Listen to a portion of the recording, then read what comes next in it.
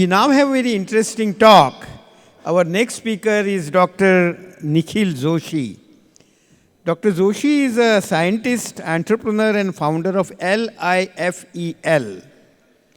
It's an organization dedicated to advancing cutting-edge scientific research in the evolution of multi-level natural and social systems.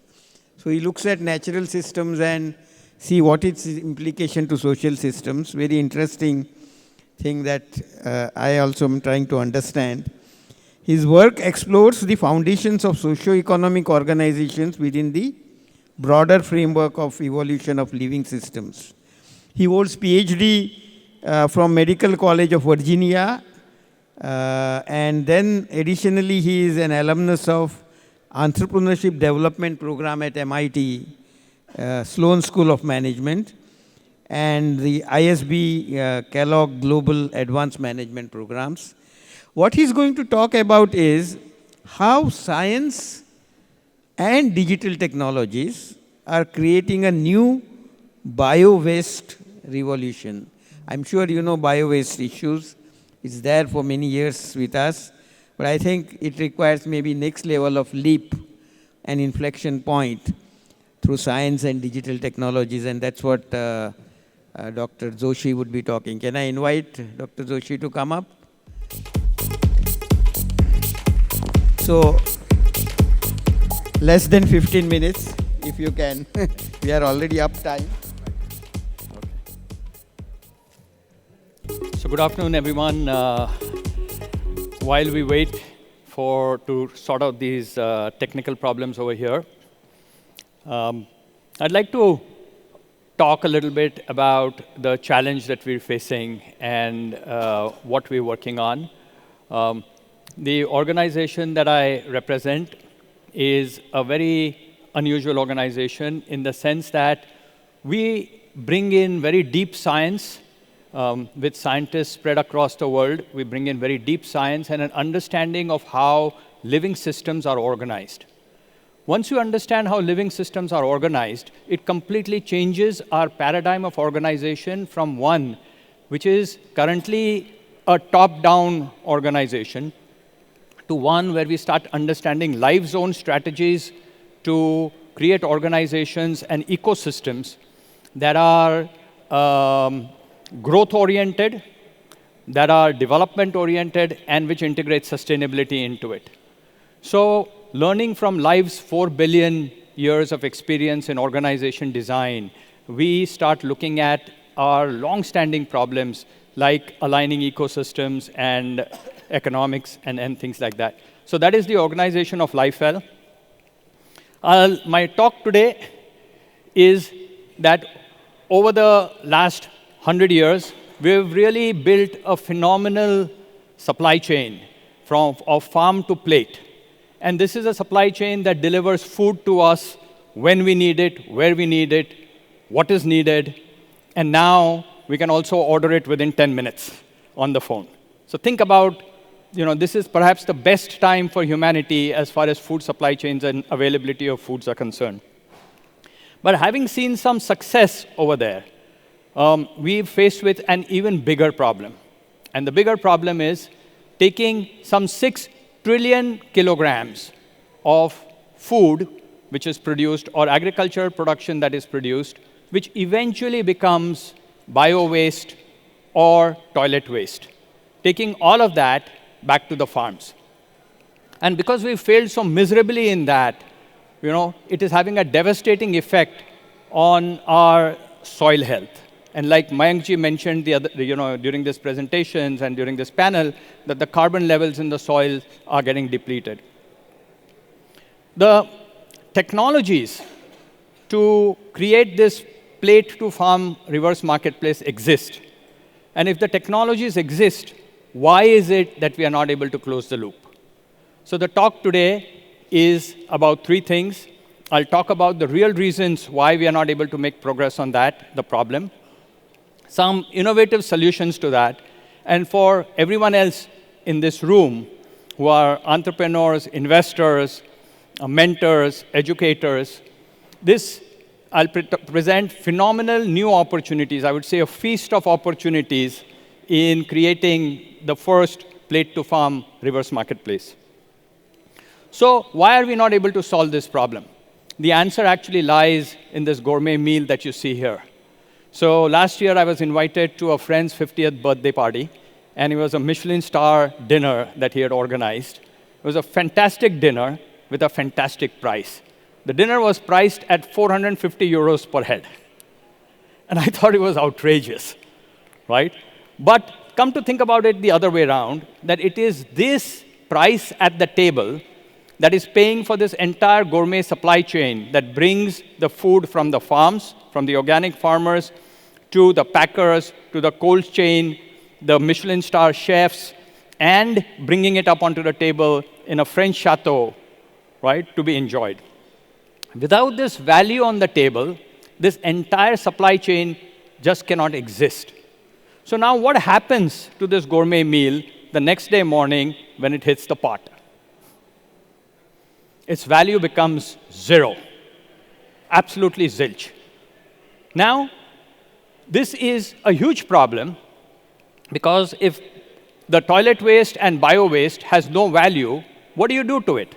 You burn it, like farmers burn the stubble and choke our cities, or you can actually dump it into the river if it comes in through sewers, and that's polluting our rivers, or people just ignore it. And that's the three things that normally happens to bio-waste when it really has no value. But there's a paradox in this. And the paradox is that what we actually call waste is, in fact, a real treasure. It is full of nutrients like phosphorus, nitrogen, carbon, and a lot of micronutrients that the plants really crave. So if you were a plant, this is like a Michelin star dinner for you, right? But unfortunately, money as we know it today does not capture the value of something for non-human species, because money is a human invention. So this was a real aha moment when we started looking through a lens of science. We started looking at this problem, because previously we thought that problem was about bad governance, inadequate funding of the sewage treatment, and all of those kind of things. But very rarely do you get an insight which goes to the root of the problem. And this was an insight at the root of the problem. So we knew that unless we explored these insights and explored the root of the problem and designed a new money system, it would be very difficult for us to solve this plate-to-farm problem and create agricultural improvements in any sustainable way. So with this problem, looking for solutions, we approached LIFEL. It's a nonprofit that I set up, where we bring in deep science and solutions developed together around a common hypothesis. A hypothesis combines the science and solutions development to really get into the root of the problems. So what did they find? They said, look, if exchange between people in an economy gives rise to metastructures like banks, financial networks, and money, and these institutions are, in fact, again, supported by these large-scale exchange in economies, and in turn, these institutions provide efficiency and scalability to our economic system. So if ecosystems are the largest exchange networks for biomass on our planet, would these kind of institutions arise in ecosystems as well? And using this hypothesis, when we commenced this research to solutions development exercise, we were stunned with what we found. We found an entire banking network under the ground operated by a fungus called arbuscular mycorrhiza. So let me explain.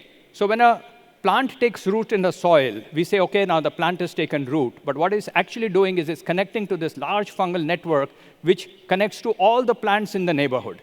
And this network operates on a currency of phosphorus. So it takes phosphorus, which is essential for photosynthesis and for ATP production in plants, and it uses this as a currency to invest across the plants in an ecosystem to see where it can get the best returns of carbohydrate from the plants. And to give you an indication of how important this particular fungus is, that somewhere around 20% of total photosynthetic production of plants is actually piped down into this fungal networks. So we had discovered nature's own banking network. And so far, we thought that it was human ingenuity and our intelligence which really created markets and banks. But unfortunately, this fungus has beaten us to that, on that by about 300 million years. So wow, we had some new insights, right? So then the next question was that if this is how things are operating, how do you integrate that to find a new solution to this problem? So now on one hand, on our planet, we have two economic systems. On one hand, we have our human economic system, which operates on money. On the other hand, you have your ecosystem economic system, which operates on phosphorus and other nutrient currencies. So the question was that can we integrate the two? And if we are able to integrate the two and start developing research and solutions on integrating these two, we would have a whole new paradigm in sustainability. Now, we've done this integration in countries where there is import or export between countries, and we create value exchanges through exchange of currencies. Can we do the same between ecosystems and human currencies? The challenge was that this had never been done before, because the counterparty in this is non-human, right? So again, we brought in the LIFEL solutions development team, which we call as Thrive Lab, where we first develop an overall architecture of a solution, and then we get technologists to start scoping out different components and putting it together.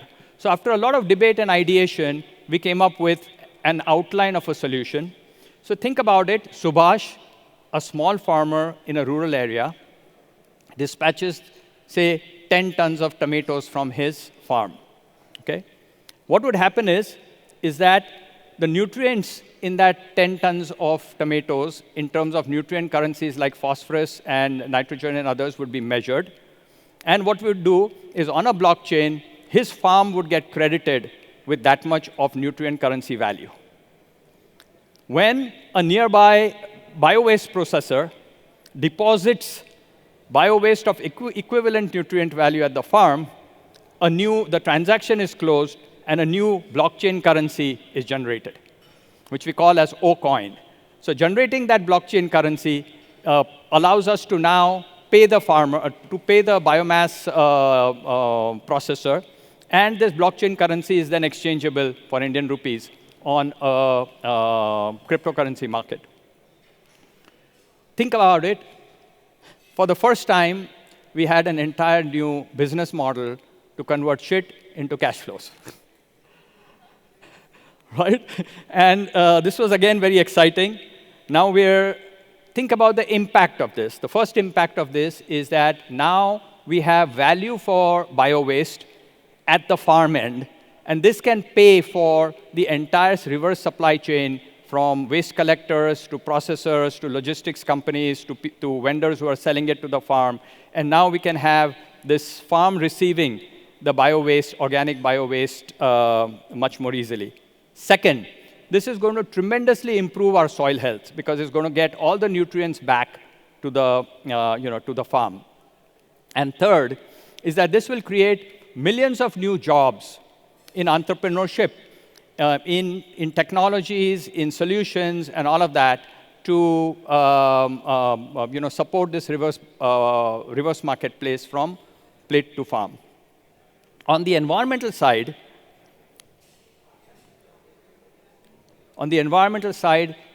by giving value to bio-waste, we are now creating a disincentive for stubble burning, which is now choking Delhi and a lot of cities in India. We're also, as a next step, and I think this would be very interesting for all of you, as a next step, we are creating the first open distributed innovation build-a-thon, using the city of Nasik as an innovation sandbox, and with the government participation in this as well. we are going to use the Agri stack infrastructure, digital infrastructure of the government to create a UPI equivalent for nutrient exchange, right? So UPI presently works on money, on human transactions. We want it to work now for nutrient transactions at the farm level. We're exploring the digital currency and digital finance opportunities in making this reverse bio marketplace happen. Rapid testing technologies in bio-waste, and of course, strengthening the biologistics and the bio-waste farm-to-plate companies, including the processing and the logistics companies. So I invite all of you all to join us in this effort to create India's first and the world's first farm-to-farm food circle, right? And I think the real impact of that is that the next time when you're having a meal at the fancy restaurant, you'll feel blessed that somewhere on our planet, a plant is also having a meal with you. Thank you.